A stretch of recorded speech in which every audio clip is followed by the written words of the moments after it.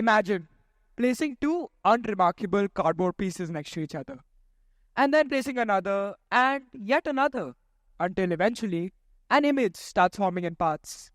Your efforts and hard work eventually get you to the big picture.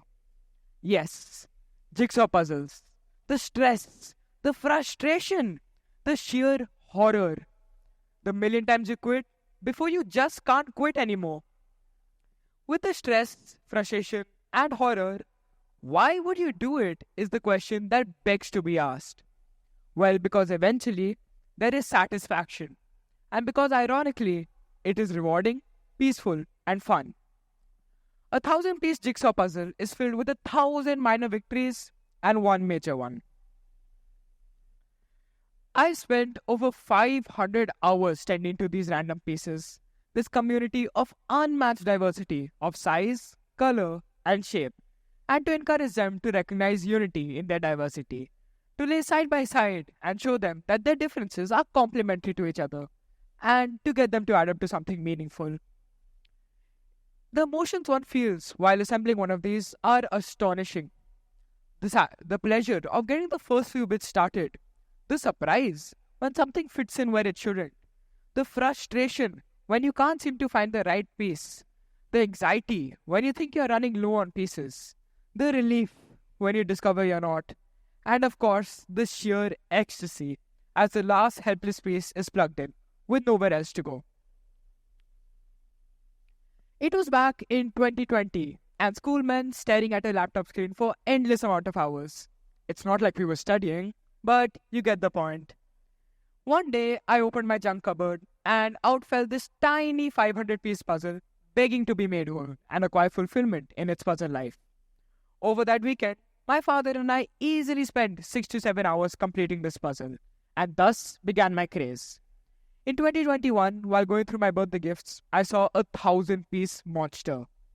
My parents would then throw me a challenge that they would later regret. You think you can do it? Last year, I completed a highly complex 1,500-piece Harry Potter puzzle. It was a portrait wall of all key Potter characters mounted on individual frames. It was nightmarish to isolate one type of frame from the other, and for a week, I was only dreaming about frames. Progress was snail-paced, but I found the engagement strangely stress-relieving, allowing me to switch over from my homework whenever I got bored. Don't worry, I completed the homework. Eventually. Of the many, many puzzles I've completed to date, some have been like a walk in a park, and the others have been like trying to separate a kid from Cocomelon. Not possible. So why do I feel that jigsaws have not gotten their due and are so much more than a means to keep an overactive kid engaged? Bond. Not James, family bond. Puzzles are an amazing opportunity to bond with your family and friends. With dad, it's ancient Hindi songs. With mom, it's all about schoolwork. With cousins and friends, it's meaningless chatter. All while the focus remains on these enigmatic and mysterious pieces. Statement of unity. They can be so radically different that they couldn't possibly belong in the same metaverse. Except that they do. Unrelatable shapes. Some giant and some tiny slivers. A patch of continuous sky. Or some blue water. Where it seems that everything is identical. Except it isn't. In life, always have a plan. But also have a strategy that addresses exceptions to that plan. In all puzzles, all pieces belong equally, and it's an amazing show of democracy in this disparity. Break up your problems. Start with segregating the sky from the buildings, the edges from the middle, and the people from the trees. My dad and I used to sneak out katoris from the kitchen to try and get a first pass at segregation. Like we form impressions of new unknown people by comparing them to people we already know. Sometimes just flipping over the puzzle piece and looking at the pattern on the back can give you a hint that the picture on the front was not able to. Delicate like eggshells. Sometimes while moving your puzzle from room to room, you need to be cautious about not wrecking your progress by knocking over your board. There isn't really a Control Z option, and whatever is disturbed will need to be put back in place. Our post-puzzle completion step is to completely flip over the puzzle and then tape it across the entire back. It requires tremendous concentration, smooth and coordinated efforts, and is a complete heart-in-the-mouth moment.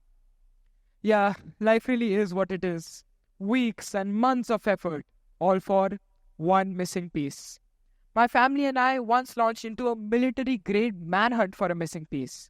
Pillows, blankets, mattresses all turned upside down. We eventually found the crafty little piece sitting on top of the puzzle itself, camouflaged amongst others of its kind.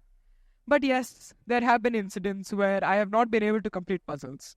It's disappointing, but it's not the end of the world.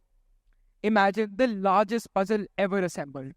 In 2011, with an astounding 551,232 pieces, completed in just 17 hours, with over 1,600 students working on it simultaneously.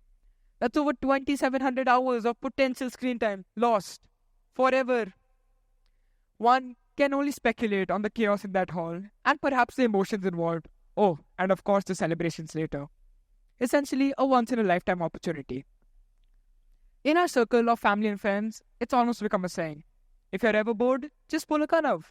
Essentially saying that take out a puzzle and work on it for hours upon hours. At my home, I have some of my puzzles framed and mounted upon a wall, and it's my wall of pride. Whatever I've contributed to their completion is nothing compared to how they've completed me as a person.